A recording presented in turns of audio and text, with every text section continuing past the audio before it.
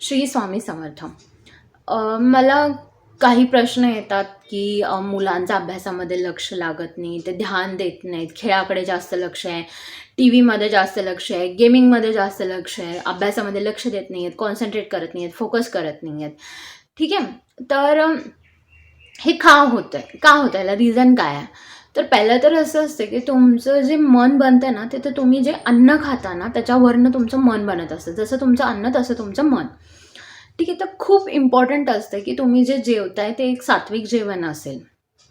ठीक आहे. म्हणून आपल्याला सांगितलं जाते की तुम्ही नॉनव्हेज खाऊ नका, लसूण कांदा खाऊ नका. ठीक आहे. तुम्ही लसूण कांदा नाही करू शकत आहे तर ॲटलिस्ट नॉनव्हेज तरी खाऊ नका. कारण त्याच्यामुळे काय होतं ना, तुमची जी बुद्धी आहे ती क्रोधयुक्त, ओके, चंचल अशी बनायला लागते.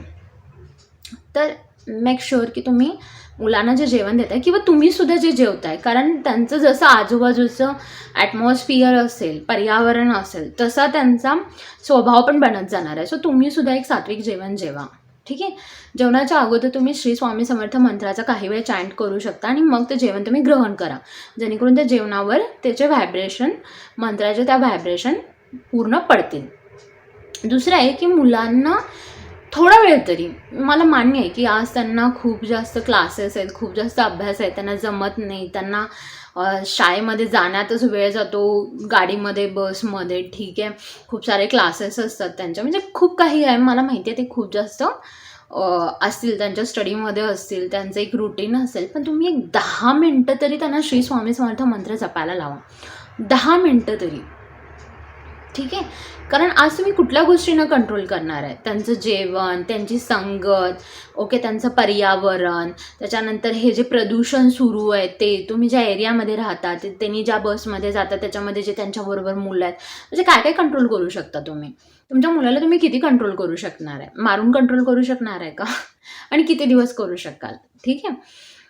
पण श्री स्वामी समर्थ मंत्र आहे ना, हे खूप काही कंट्रोल करू शकतो. अशक्यही शक्य करतील स्वामी, असं स्वामींनी अगोदरच सांगितलेलं आहे. त्यामुळे थोडा वेळ तरी त्यांना मंत्र जाप करतोय. 10 मिनटं, 15 मिनटं हळूहळू वाढवा ते. ठीक आहे. त्यांना पण गोडी लागेल आणि खूप चांगली गोष्ट आहे. आणि तुम्ही पण करा.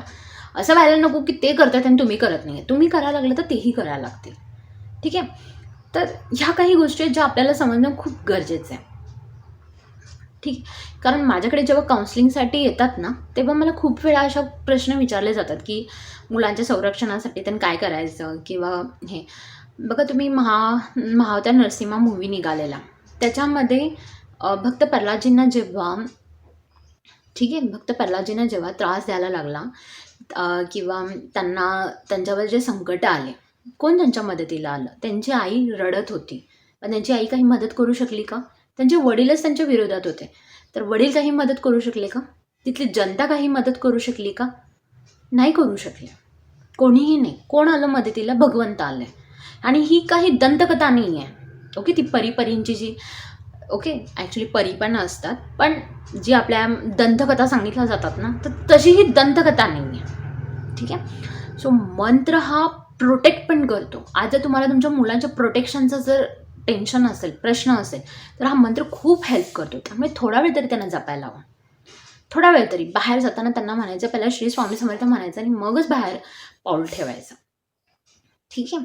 तर ह्या सगळ्या गोष्टी तुम्ही इम्प्लिमेंट करू शकता. जर तुम्हाला ह्या सगळ्यांमध्ये, बघा, मी काही कोर्सेस आणत असते, मोस्टली माझे ते हिंदीमध्ये कोर्सेस असतात. तर मी सध्या एक आकर्षणाचे नियम म्हणून जो असतो, तर तो मी कोर्स घेऊन येते, ज्याची फी 0 आहे. तर तुम्ही तो कोर्स अटेंड करू शकता आणि त्याचा उपयोग तुम्ही तुमच्या मुलांच्या ग्रोथसाठी पण करू शकता. प्लस मी टॅरो रिडिंग पण करते. टॅरो रिडिंग जर तुम्हाला माहीत नसेल तर तुम्ही सर्च करू शकता.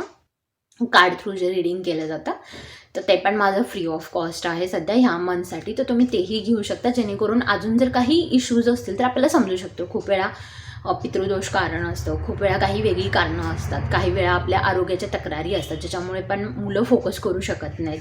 ठीक आहे. किंवा घरातील वातावरण अशांतीचं बनलेलं असतं. तर तुम्ही ह्या गोष्टींसाठी पण माझ्याशी कनेक्ट करू शकता. मी ह्या व्हिडिओच्या खाली माझी व्हॉट्सॲप लिंक, जो ग्रुप आहे त्याची लिंक दिलेली आहे. ठीक आहे. तिथे तुम्ही प्रश्न विचारू शकता. ठीक आहे. तुम्हाला हा व्हिडिओ कसा वाटला नक्की मला सांगा. आणि श्री स्वामी समर्थ. तुम्हा सगळ्यांना माझा नमस्कार.